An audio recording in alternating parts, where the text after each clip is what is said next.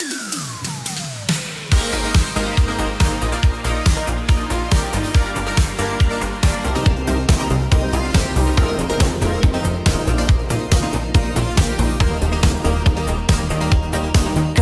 alas 6:15 gabi, sila'y nakita ko nang bumunga bigla. Ako'y naghihintay sa kanilang pagbungad. Ako'y bahagyang napapaisip sa kanyang mga galaw. Nang sila ay aking makita, ako'y nabibigla sa aking nahalata. Sa tuwing siya ay bumubungad na, ako ngayon ay natutuwa dahil siya ay nakita ko na. Sa wakas, muli ko na kayong nakita.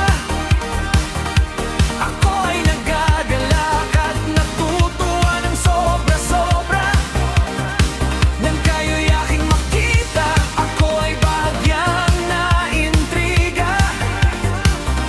Sa bawat galawan niya ay madadala kang talaga.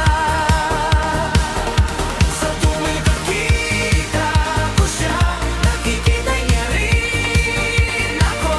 Kahit sa malayuan, sila ay nakikita ko pa rin.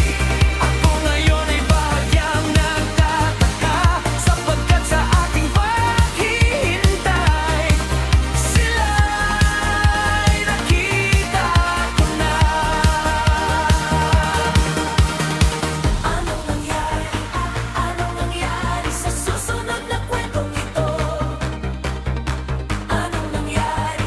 Anong nangyari sa susunod na kwentong ito?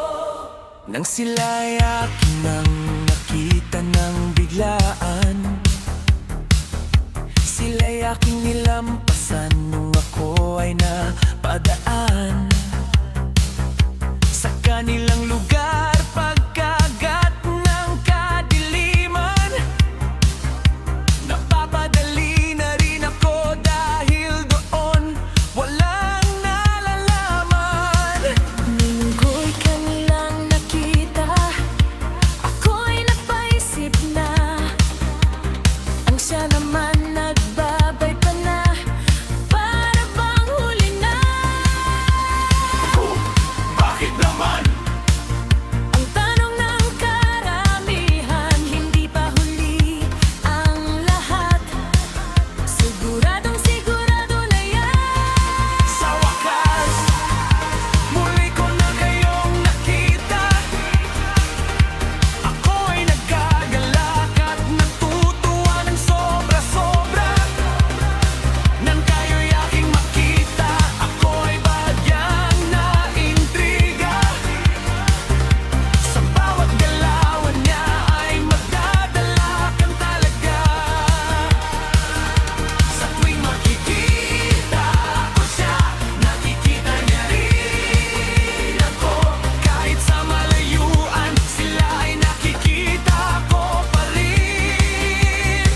Ako ngayon ay bahagyang nagtataka, sapagkat sa aking paghihintay, sila ay nakita ko na.